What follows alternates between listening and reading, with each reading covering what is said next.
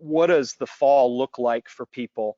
As you look at your goals and what your purpose is going to be, our purpose last fall was very clear. It was stay healthy and finish our season. And what your purpose for this fall can be really simple. Keep it simple. It's get to our winter concert and play a great program. It's get kids excited and comfortable about being in the band hall again. It's get to the end of the year and have improved from wherever they are, and that the goals are measured by things that you set, and not get to the end of the year and be a finalist, or get to the end of the year and win, or get to the end of the year. And some people are going to be in a place where they're going to be able to jump right back into that. But I struggle personally with what the fall is going to look like, because I know that our students are excited because they think that it's going to maybe get back to normal, as they say. The reality is I don't think it's going to be normal, and I think it's going to continue to be a hybrid for a while. Even if things at Claudia Taylor are normal, things in the community are not, and at everybody's schools. And if for me over the summer, what I would offer to directors is, after you've disconnected and you've decompressed, do a realistic assessment of where things are.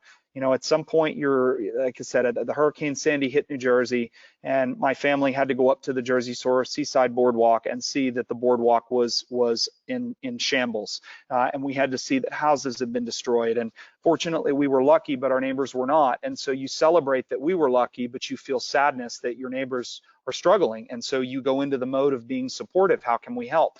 But you assess the damage. You see, is my roof okay? Do I have structural damage? Is there water damage? And that can be everything from program enrollment. That could be mental health in your program and in your staff.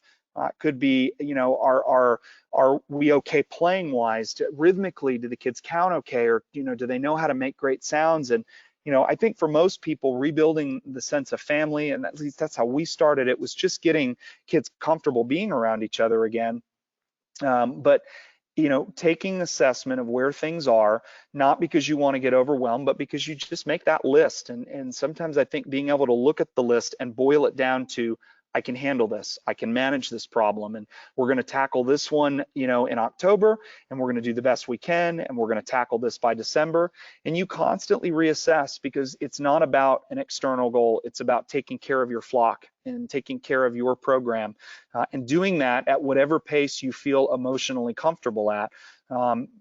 Comparison is going to be tough, because we all compare.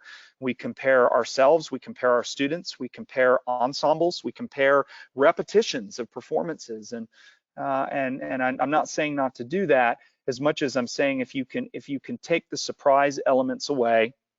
And if you bring in an exterminator and you have a suspicion about termites, the worst thing they're going to tell you is you have termites, and you're going to have to start termite remediation. And maybe the damage is bad, but it's a little bit of, you'd rather solve it before the house collapses.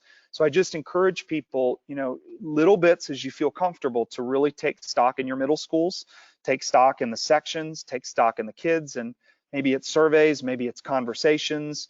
But see what damage the pandemic has done, and then over time just craft that plan to sort of take the guesswork out of it.